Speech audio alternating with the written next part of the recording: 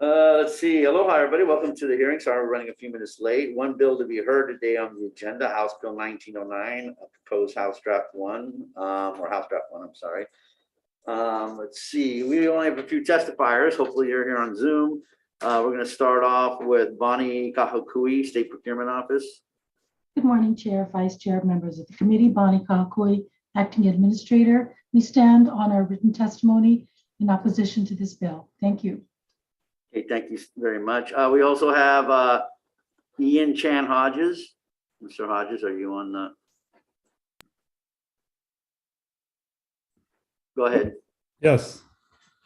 Good morning. Good morning, committee members, to the Committee on Government Reform. Good morning to Chair McKelvey and Vice Chair Wildberger. And I believe also Committee on Legislative Management, Chair Kobayashi and Vice Chair Mizuno. Thank you for the opportunity to testify in support of HB 1909. This bill raises important concerns about the State Procurement Office contracting with Bank of America to implement the new state of Hawaii purchasing card, P-card program.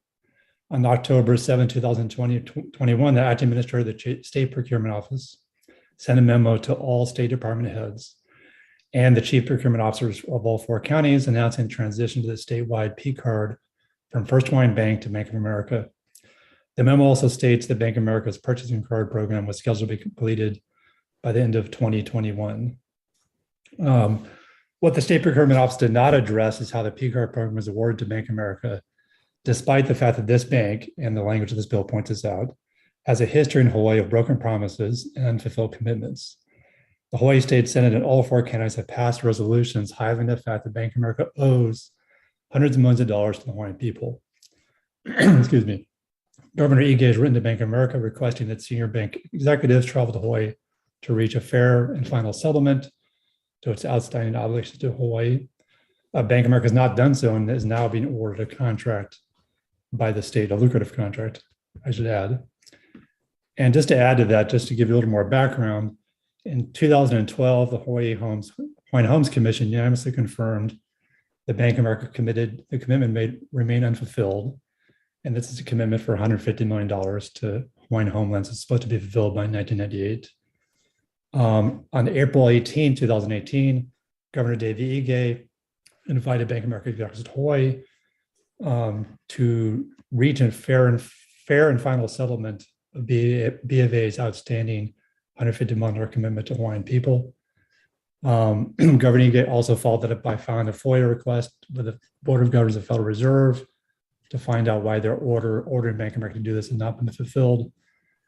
On November 2nd, 2018, the County Council of Maui adopted a resolution unanimously seeking to reach a fair and final settlement with Bank of America supporting the governor's efforts in this regard. On April 4th, 2019, the Hawaii State Senate adopted a resolution, also a similar resolution, encouraging a settlement on this issue. On April 10, 2019, the County Council of Kauai also adopted a similar resolution asking Bank of America to reach a settlement on this issue. And finally, County of Hawaii also adopted a resolution. And finally, the City and County of Honolulu adopted a similar resolution. The only legislative body in the state that did not adopt a resolution is the State House. But you have a situation here where almost every elected official in the state actually voted in a resolution supporting a settlement. And the amount of money the Bank of America now owes the Hawaiian people is between $500 and $600 million. We'll have you just summarize the testimony. What's that, Chair? Oh, just because of time limitations and allowing other testifiers, we'll just have you, if you could just wrap up on the testimony. Yeah, I'm wrapping up. Thank you. Thank you, Chair. So my recommendation, first of all, supporting this bill, and also recommending that some language being included that actually addresses the fact that there's a need for beyond just a tax clearance if you have a state contract, but a clearance of large obligations to Hawaii's people. That if you have large obligations that are identified and confirmed by legislative bodies in the state, that you cannot receive a state contract. Thank you very much, Chair. Thank you so much. Appreciate you being here. We have, let's see, Napoi Kokua. They've submitted testimony written from the president in support of the measure. That's all we have on the measure. Is there anybody else in Zoom who would like to testify? Seeing none, questions of the members at all? If not, procurement office, I have a quick one. Oh, Chair, okay, I'll follow. Oh, yeah. Go ahead. Go, please, Domo. Chair, go ahead. No, go ahead. Okay, The chair I'll go goes ahead. last. Go ahead. It's the procurement officer. Yes, sir. Question, procurement officer. Could you point to the high points in your testimony why you were against this bill? Summarize those, please. Basically, we don't believe in-state preferences when it's not necessary. This is a service that can be done without having a domiciled presence in the state of Hawaii. This is a technology-based platform, and it can be done basically anywhere.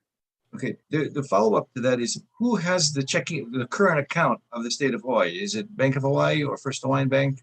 Who has the actual day-by-day check writing? I believe it's with First Hawaiian Bank and Wells Fargo, which also does not have a physical presence in the state of Hawaii. But just for the purchasing card, we are in the transition state from First Hawaiian Bank to Bank of America, and that transition is just about completed. And you put those out to bid, right? Yes, we did. To the degree, but you don't compile it with the current account or the checking account. You have it as a separate bid. Isn't there an economy of scale if you had it together with whoever does the current account? I'm not sure of that. We did not consult with budget and finance on that matter, as it is a separate. It's a separate service. Okay, Merchant services is different than the financial services. In terms of taxpayers' money, it probably would be leverageable at a better rate. But the last question is, and I don't know if there's anyone here, Chair, on the AG side of this, but how can we target one business with one bill? I thought that was kind of a taboo. Does anyone have any insight into that? This kind of says Bank of America. We got the crosshairs on you. My understanding was we could not do that in legislation, or is that just part of the history? That's rhetorical. Yeah, that's part of the discussion. That's clearly one of the issues that needs to be addressed in the bill. Okay, Chair, I yield to you. Thank you. Thank you. Okay, SPO, Yes. real quickly. Yeah, I understand it's, let's strip it out of the current contracts, I guess. Don't we have bid preference programs for local types of entities, small business, or all sorts of, we have a bill we just passed recently that gives a local preference in effect by requiring, the purchasing of local produce whenever possible. We have several bills like that. Yes, So of I course. guess go ahead, sorry, my bad. There are some situations that local presence is required. Obviously, if it's agriculture, you need to be here.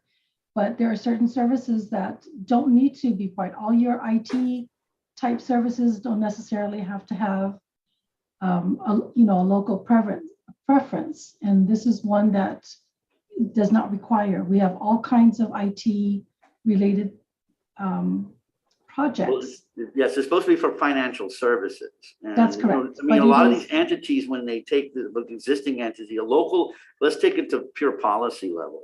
If a local banking entity, credit unions and otherwise, the chartered ones do most of their investment activity in the state of Hawaii, right?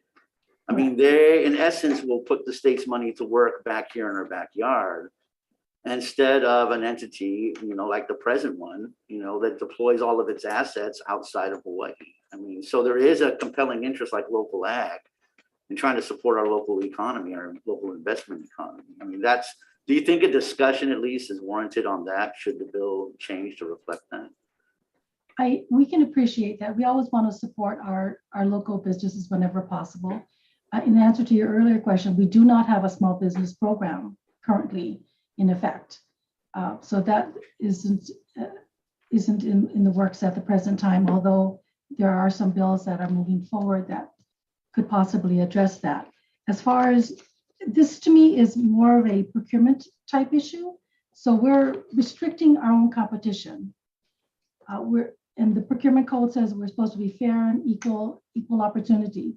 And so now we're narrowing our field to a very small handful of companies that are locally domiciled.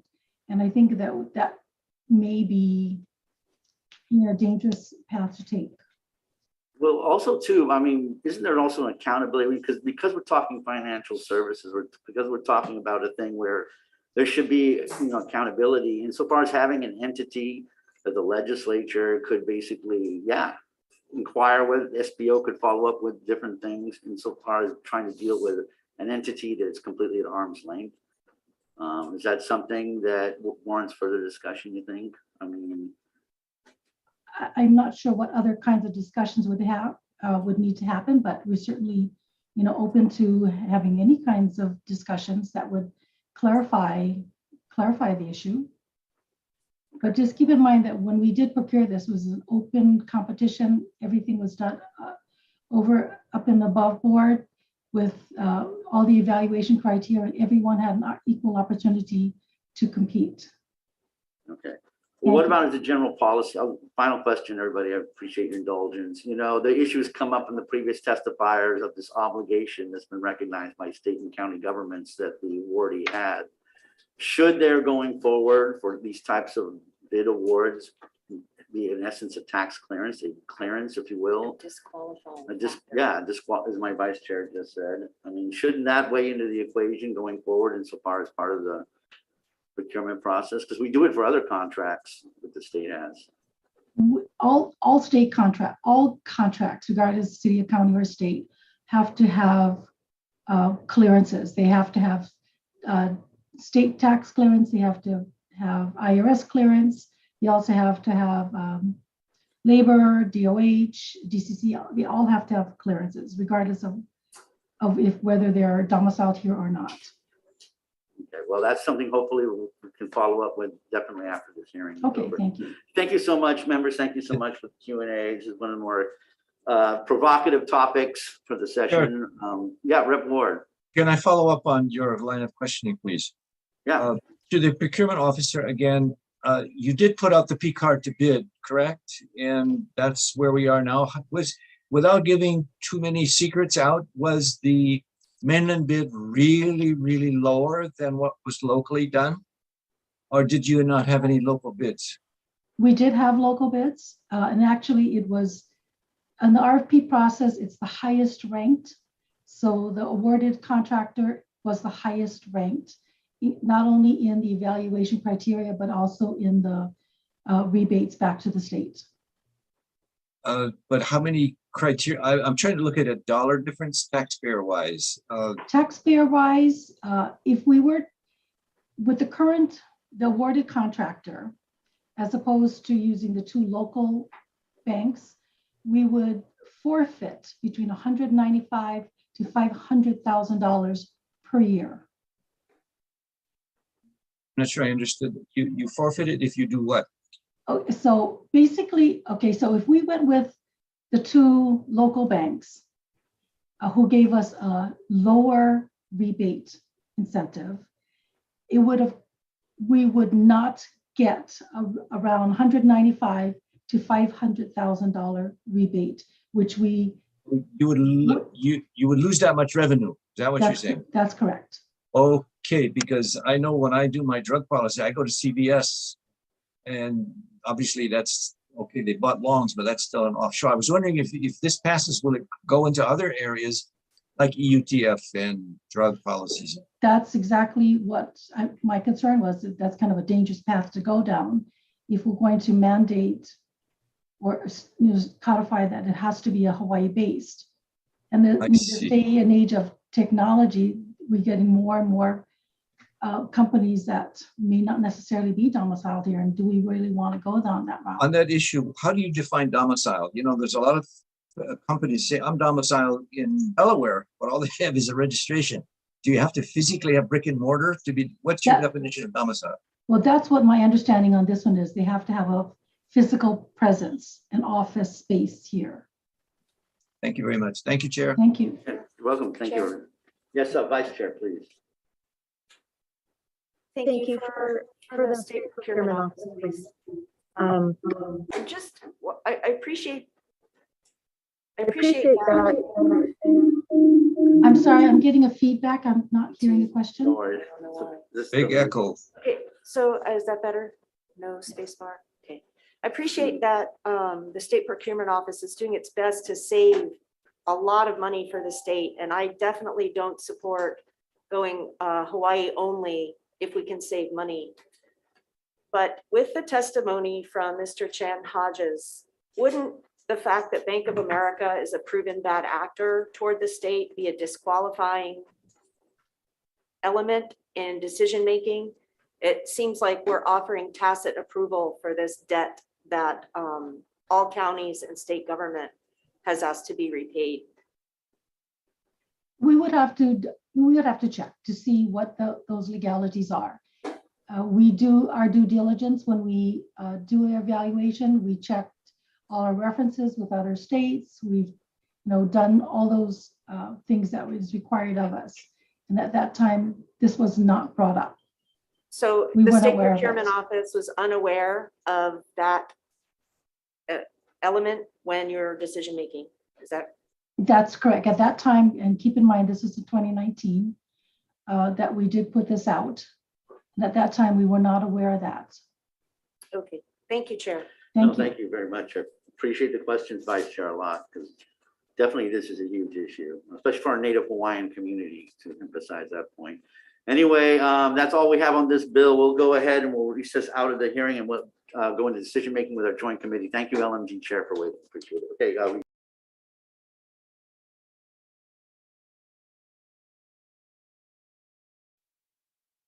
Let's see, legislative management on bills that we heard previously.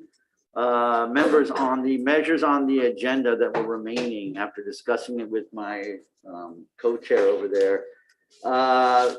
Basically, we don't feel that the support is there to move these measures along at this time. And despite the great conversation about PII and mirroring the federal statutes, potentially, that's something that's going to take involved work to the point where it's best that the next legislature take it up. But for right now, given the timetable with everything else, we're going to go ahead and with the agreement of the co-chair, we're going to defer these measures indefinitely. Okay, that concludes the joint hearing.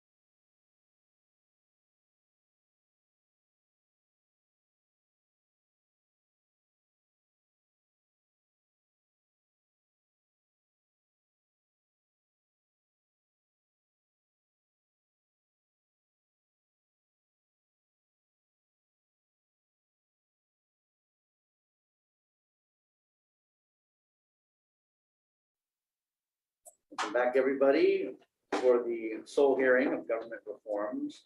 First up, we have House Bill 1475, mandatory ethics training. What we're going to do, members, is we're going to go ahead and move this bill as is. Questions, comments? If not, Vice Chair, as is.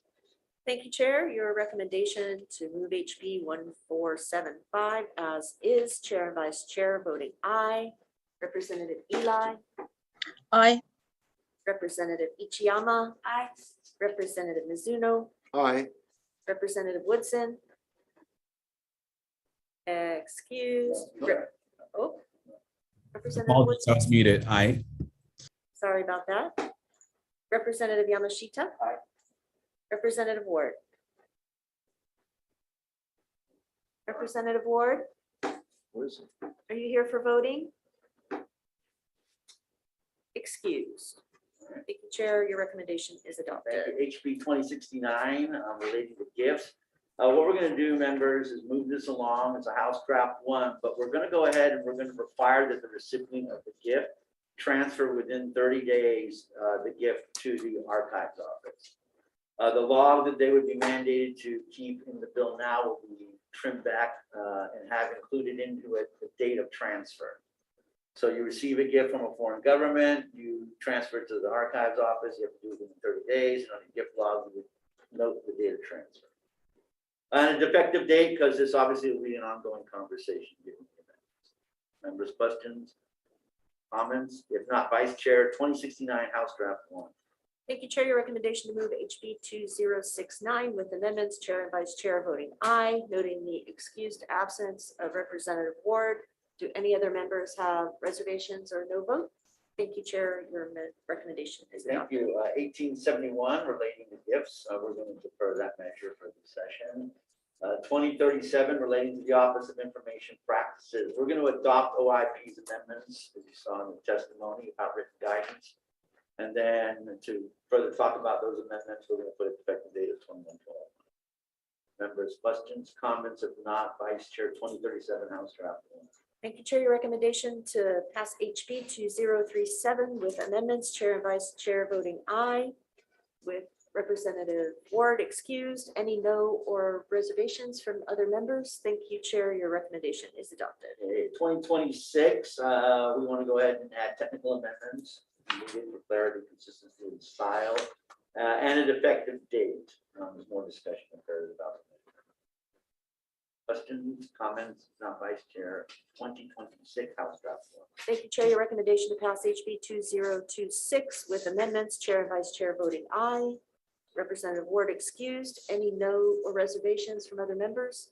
Thank you, Chair. Your recommendation is adopted. Okay, 2303, members, this bill is kind of another fascinating one that I think definitely warrants more discussion moving forward. So because of that, I ask for your support in keeping it alive, so we can talk about the things contained within and the other measures. So for right now, technical amendments for clarity and style, and a effective date of 21/12, so we can talk about the bill further. Questions, comments? If not, Vice Chair, 2303, House Draft 1. Thank you, Chair. Your recommendation to pass HB 2303 with amendments, Chair and Vice Chair voting aye. Any no or reservations from attending members? Thank you, Chair. Your recommendation is adopted. Okay, thank you very much. 1897, we're going to put in a defective date measure into the bill. And we're also going to note in the committee report that given cloud platform as a software solution and all these other types of things made available, that the ideas of capacity and processing being limitations don't exist anymore. So we want to note that in the committee report. It's a part of the archiving those. Next up is, my bad. So we're going to take the vote, 1897 House Draft 1. My bad. Thanks, Chair. Your recommendation to pass 1897 with amendments, Representative Ward excused. Any no or reservation votes from other members? Thank you, Chair. Your recommendation is adopted. There you go, ahead of myself, my apologies. 2235, we're going to defer this measure for the session. House Bill 2505, we are also going to defer the measure for the session. House Bill 1874, we're going to go ahead and we're going to defer that one as well. Next up, House Bill 2025, relating to the Sunshine Law. Right now, minors are 18 or under. In today's world, especially, you could conceivably have somebody as a young person, between 15 and 18, working in some capacity before an entity that may have business in front of the board. So what we're going to do is we're going to keep the language as it is insofar as minors generally, but we're going to add a conflict of interest provision so that if one exists, that it would require them to have their presence notified at the meeting for President Sunshine. Defective date, so we can discuss the amendments more. Members' questions, comments about Vice Chair 2025 House Draft 1. Thanks, Chair. Your recommendation to pass HB 2025 with amendments, Chair and Vice Chair voting aye, with Representative Ward excused. Do we have any no reservations from other members? Thank you, Chair. Your recommendation is adopted. Thank you so much. 2136, we're going to defer the measure for now. 2416, we're going to go ahead and make an amendment, a clarifying amendment, given the testimony that was received. Because of the testimony received and to accommodate those concerns, on page 14, line 8, under section 4, we will replace for donations received by a nonprofit organization with for a nonprofit organization filing a late contribution report, which will narrow it down to those entities that should be disclosed. On page 14, line 13, we will replace this section with section 1135. So that lines up. We're also going to go ahead and make technical amendments for clarity, consistency, and style. And again, this bill only applies to nonprofit organizations that meet the current requirement under law for non-candidate committees, which is why we're making the amendments to the bill. Defective date 21/12. Vice Chair 2416, House Draft 1. Thank you, Chair. Your recommendation to pass HB 2416 with amendments, Chair and Vice Chair voting aye, noting Representative Ward's return for voting. Are there any no or reservation votes on this bill? Thank you, Chair. Your recommendation is adopted. Okay, 1909, House Draft 1 relating to procurement. Members, as you heard the conversation, I think there's a lot of good things going on at the policy level. I think a lot of questions have been raised so far as requiring tax clearance for our state contracts. And finally, there should be more discussion on should we be trying to leverage our state public resources into entities that are in our brick and mortar in our own backyard. And how do we do it without running afoul of the Constitution? So we'd like to go ahead and amend 103E section of the preference to comport with the other preference measures that are currently linked to the legislature, because that's the intent. We're going to note these things in the committee report. We're also going to go ahead and we're going to put a defective date of 21/12 in there, and appreciate your indulgence in continuing this conversation with the measure. Members, questions, comments? If not, Vice Chair 1909, House Draft 2. Thanks, Chair. Your recommendation to pass HB 1909 with amendments, Chair and Vice Chair voting aye, noting the entire committee present. Do we have any no reservation votes? Reservations? Reservations for Representative Ward. Thank you. Okay. Thank you, Chair. Your Thank you recommendation. so much, is adopted. everybody. This concludes the decision making. Thanks for being here.